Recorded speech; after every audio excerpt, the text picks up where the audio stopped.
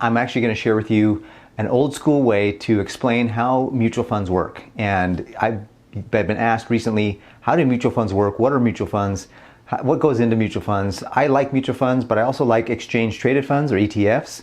So I'll do another video on the difference between mutual funds and ETFs, but I want to explain in this video how easy it is to really understand how a mutual fund works. And so in this video, I'm going to share that with you. My name is Cluff. I'm a former financial advisor turned educator and coach, and I absolutely love helping people manage, protect, and grow their money, turning their income into wealth, and building massive bank accounts. So let's do a little history really fast on what a mutual fund is and how it came about. Well, originally there was something called stocks, and stocks were the original investment. Everybody wanted to buy stocks on the stock market, but in order to do it, you had to buy them in what were called round lots. And a round lot is 100 shares. The average person didn't have enough money to buy 100 shares of a company. They couldn't afford it. So only the wealthy got a chance to get into the stock market. So what happened was the stockbrokers and somebody that was more smarter than me came up with an idea that said, hey, why don't we make this a little easier for people to get involved in the stock market? And let's create a fund or a company that will pool the money together and bring all that money into one fund, and then we'll go out and buy the shares and buy the stocks in the round lots. And so a mutual fund was born from the necessity to give access to more investors the ability to invest in stocks and not have to have so much money to be able to buy. Because first of all, you had to buy, in order to buy a stock, you had to buy 100 shares at a time, and that was only one company. So to diversify properly, you would have to buy 100 shares of multiple companies, which got really expensive really fast. So mutual funds came along and they said, look, we're going to make this really easy.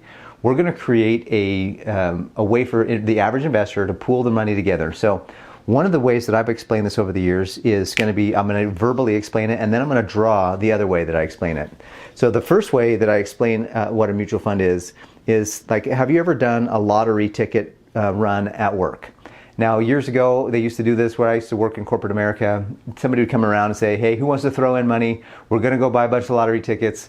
And for every dollar that you put in, you would get a share of the winnings that whatever the lottery tickets ended up winning. And that's conceptually like what a mutual fund is, where everybody pools their money. They go out and buy a bunch of individual stocks and shares. That company does. And then everybody gets the chance to have it, to benefit from it. So another way that I explain how stocks work and mutual funds work in terms of why you want to have some diversity. Now, there is some diversification. There's some people that say diversification is worsification. That's true. I suppose you can get too diversified. You don't want to be too diversified. You don't have too many eggs in one basket, but you don't want to have too many baskets with only one egg. That's another way to look at it as well. But when I explain to somebody what a stock is, I use the analogy of an elevator. So imagine you're in an elevator and you're in the elevator by yourself, and that elevator has one cable. That elevator has one cable pulling you up and down in that building. This is a stock. So if you have a stock, it's one investment. If it does great, you do well. If it does bad, you lose whatever the loss is. Now, what happens with a mutual fund is also like an elevator, but with a mutual fund, you have multiple cables pulling the elevator up and down the building. So in the event that maybe one of the cables breaks, if you're in an elevator and the cable breaks, which elevator would you rather be in? Would you rather be in the mutual funds elevator, or would you rather be in the stocks elevator? That's kind of the idea behind why it's important to have a little bit of diversity in your portfolio.